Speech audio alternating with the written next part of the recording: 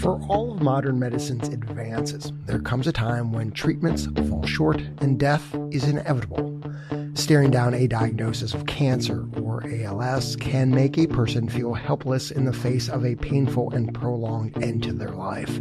But a handful of states have created laws to try to give people a choice. Medical aid in dying, or MAID laws, allow physicians to prescribe terminally ill people life-ending medications instead of waiting. That option, knowing you have that choice, that agency of your own life, that agency about your own life, is crucial. Today, journalist Steven Petrow shares what he's learned about medical aid in dying as a reporter and as a brother who watched his sister choose this option. From the studio at the Leonard Davis Institute at the University of Pennsylvania, I'm Dan Gorenstein. This is Tradeoffs. I'm Steven Petrow. I live in Hillsborough, North Carolina. I'm a contributing columnist for the Washington Post and a nonfiction book author. And among my various titles or monikers, I'm also Julie Petrow-Cohen's brother. Steven wrote 2 columns about his sister Julie for the New York Times, one in 2022 about preparing for his sister Julie's death from ovarian cancer, and one last year about her decision to use New Jersey's law, what's called medical aid in dying, to end her life last summer. Steven, in one word, how would you describe Julie? Troublemaker. That is the word she used to describe herself. We have a brother. I am the oldest. 2 years between Jay and me, and then 5 years between Julie and me. Julie was the troublemaker. I'm known as the instigator. And my beloved brother, who's the middle child, is the mediator. And when I think about her, what I most remember is her big smile and her big chiclet teeth. Well, are you saying your sister was buck-toothed? No, she was not buck-toothed. She just had sort of big teeth and a big smile. So they kind of radiated a lot of happiness and a lot of white. A lot of white. And you called Julie your co-conspirator in life. You talked on the phone regularly. Hi, Steven.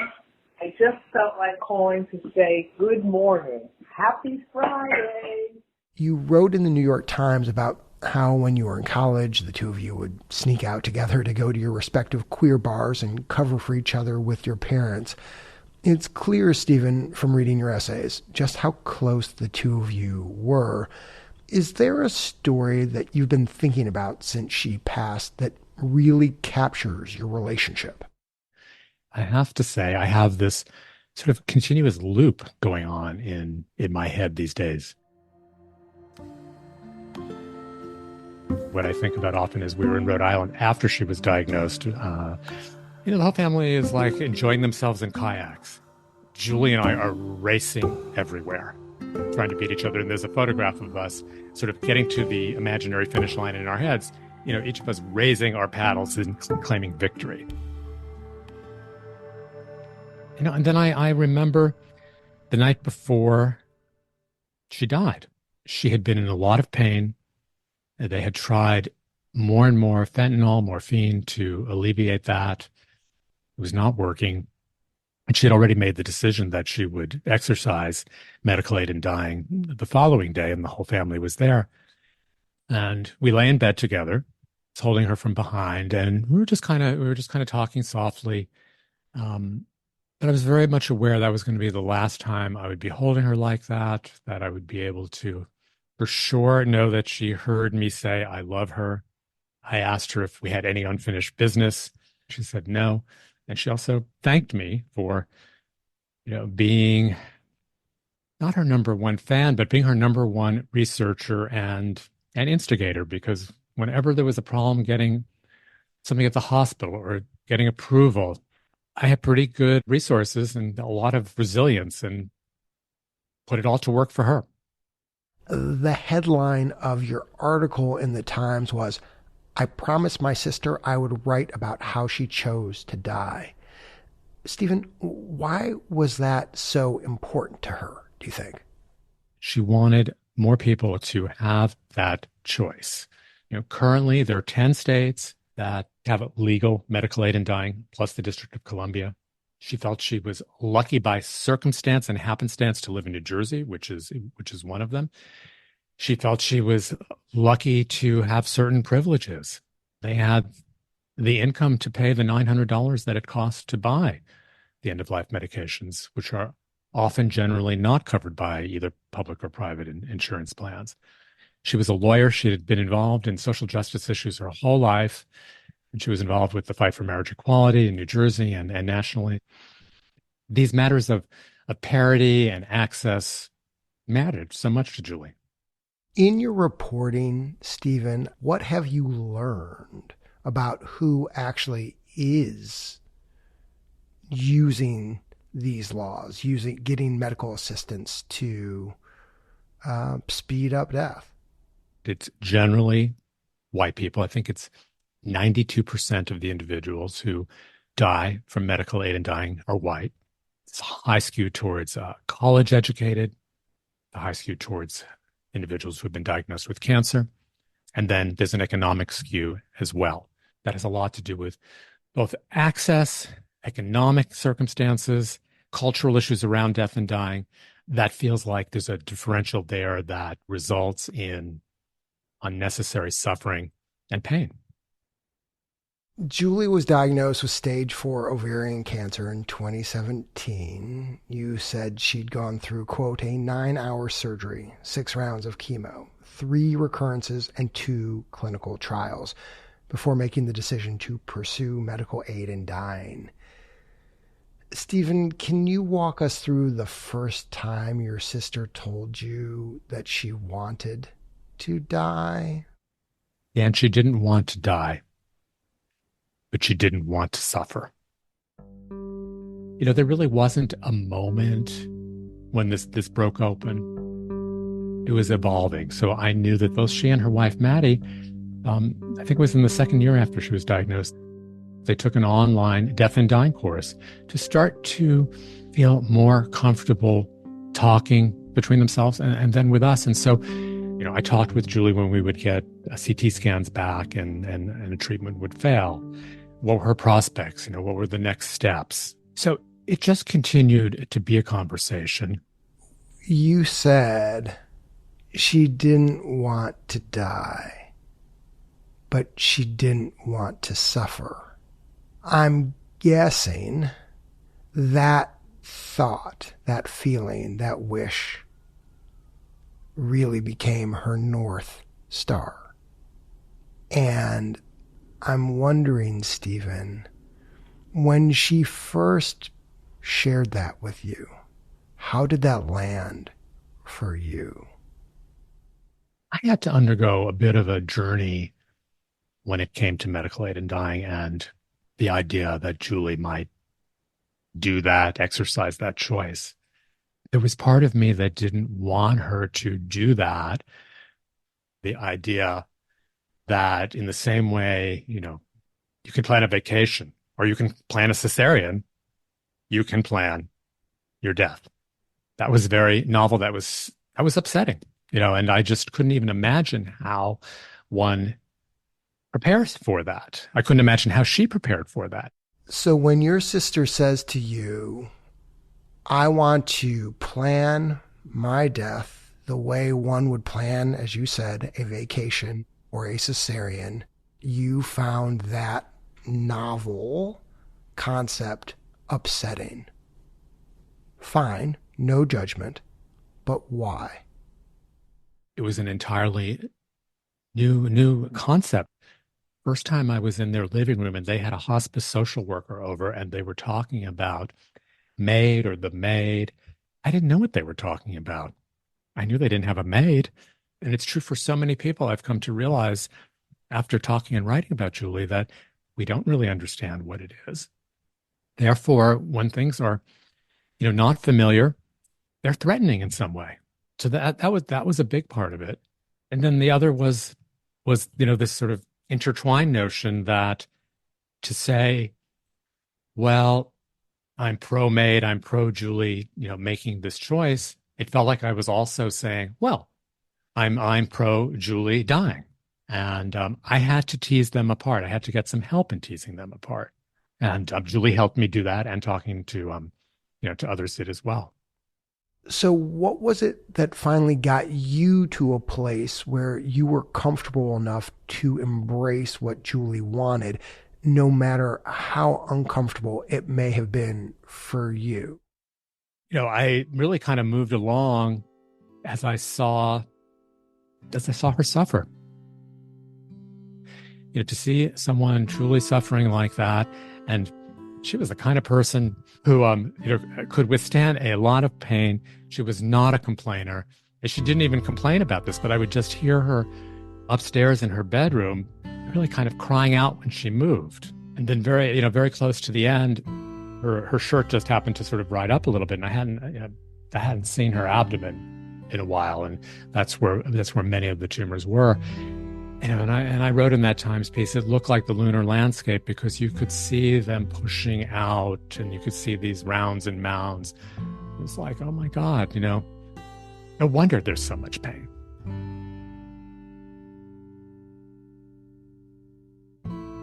Initially, I wasn't going to talk about whatever conflicts I had about medical aid in dying. But I kind of came around or evolved a little bit on that because I see so much in our culture when we talk about an issue that it's black and white. And I'm not black or white on this. And, I'm not an advocate. I'm not carrying a sign. I'm Julie's brother. And I'm complicated and confused and have tried to speak openly and authentically, about that in talking about medical aid in dying. I got to think part of why you were willing to push yourself as much as you pushed yourself is because for the simple reason that you loved her and you trusted her and you wanted to do right by her. It's very true. Yes. And I still love her and I still trust her and I still want to do right by her. She still talks to me and she still badgers me. And she still says she's going to beat me at hearts the next time. When it comes to medical aid in dying, it's been 30 years now, and under 9,000 individuals have exercised that choice. That's in the entire United States. And so we don't know people who make this choice. And so I think part of what I'm thinking and what I'm doing is, well, I want you to know my sister. I want you to know everything about her. And I want you to know, how and why she made this decision and how important it felt to her to have that level of agency. So that drives me. So in a way, I hope that people who listen to our interview will say afterwards, okay, I know somebody. I know Julie Petrow-Cohen, who died from MAID.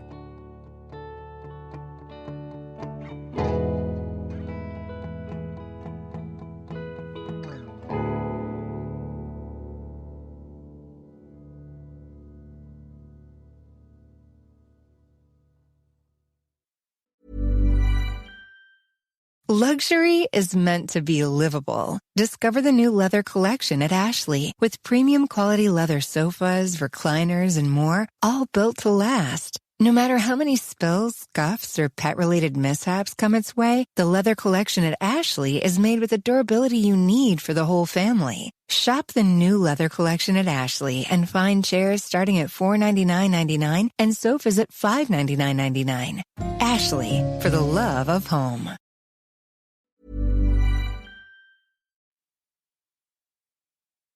Welcome back.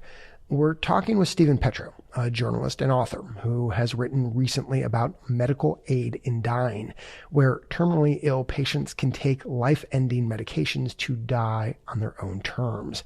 Steven's sister, Julie Petrow-Cohen, used medical aid in dying after 6 years of grappling with ovarian cancer. So most states, including New Jersey, where Julie lived, require a person to be mentally capable and have 2 doctors confirm they're within 6 months of death. A person then has to make multiple requests, oral and written, with a several-day waiting period in between. How easy was it for Julie to navigate that process? I wrote in the Times piece, the time is often not an asset that dying people have. Fortunately for Julie, she sort of moved things ahead early enough that none of these were encumbrances to her. But for some people, it certainly is. I actually think one of the biggest issues is public awareness about medical aid in dying is so low. I mean, when I first wrote that Times piece, I heard from a medical ethicist who was now going to start teaching in his classes about this because it had never come up as an issue in medical ethics. And I heard from an oncologist in Washington, D.C., where it is legal, that he was unaware of it. And what happens too often is that when it does pass in a state, there are not PSAs all over the place saying, come to the booth and get your medical aid in dying medication. It's kept on the QT. And I think that hinders, educational campaigns for sure. So according to surveys, roughly 70% of Americans support these laws, these medical aid in dying laws, and have for a while now. But there's also, as you know, strong opposition. Much of it comes from religious groups. The Pope has spoken out against this. There are disability rights advocates suing to overturn California's aid in dying law. They worry that people with disabilities could be pressured into this to avoid being a burden. What do you make of these concerns, Stephen? Of course, we have to listen to all these groups. Nobody should be pushed to make this kind of decision. So how do you balance those two aspects? When you look at the numbers, 186 individuals in New Jersey, that's since 2019, less than 9,000 nationwide. It does not seem that people are being pushed, but it's a conversation that needs to take place as part of this larger conversation, because we need to make sure that we protect everybody. You talked a couple minutes ago about this lack of public awareness, which certainly seems right. At the same time, it seems like, at least looking at things legislatively, there might be some sort of shift because you've got major medical groups, including the American Medical Association, that have softened their opposition to this in recent years. You've got 18 states right now that have legislation pending that would legalize medical aid in dying.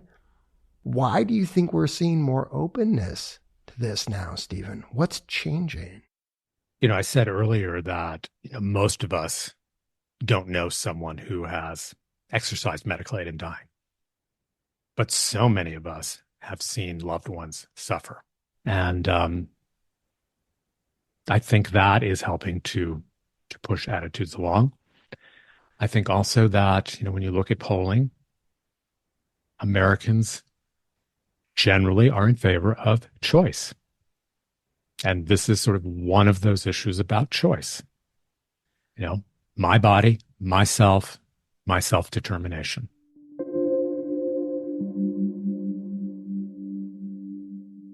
In preparation for this conversation, we asked you to send us some recordings of Julie to help us get to know her better. Thank you for doing that. That was very kind of you. There's one that really stood out to me. Hey, Stephen, it's Julie calling you back. Maddie and I are at the beach. It's beautiful. Very calm. The water is glistening with the sun. We're right at the front. Very happy. I'll talk to you soon. Goodbye. What do you hear when you listen to Julie's voicemail? Well, there's a very big smile on my face, despite a lot of the sadness we've just been talking about. And, I hear her zest for life. She was with the person she loved the most in the world, her wife, Maddie. She was at the place she loved the most in the world, which is the beach and the water. That's where we grew up. She was at the front of the beach. That was always very important to her. I hear all of her aspects, she's not in the back row, she's in the front row, and she's out there and she's in the moment. She's in the moment, living and loving. And that's why I'm smiling. That's her gift to those who knew her.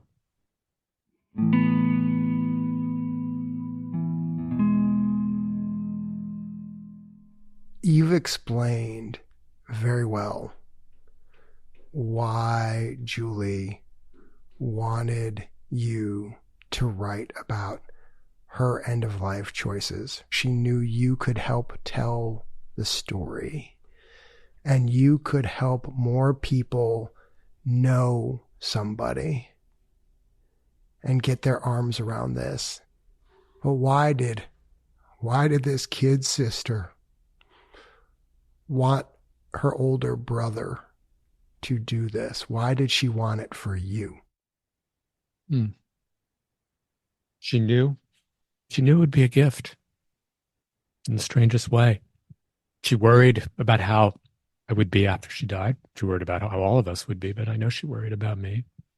So this gift allows me to be present with her a lot, which I'm grateful for. And even as challenging as, emotionally challenging as some of this interview has been, it makes me feel closer to her. Yeah, I think that's why. In your columns in the New York Times, you captured a love between a brother and a sister. And I want to thank you for taking the time to talk to us on Tradeoffs. Thank you, Dan. I really appreciate what you did here. Thank you. I'm Dan Gorenstein. This is Tradeoffs.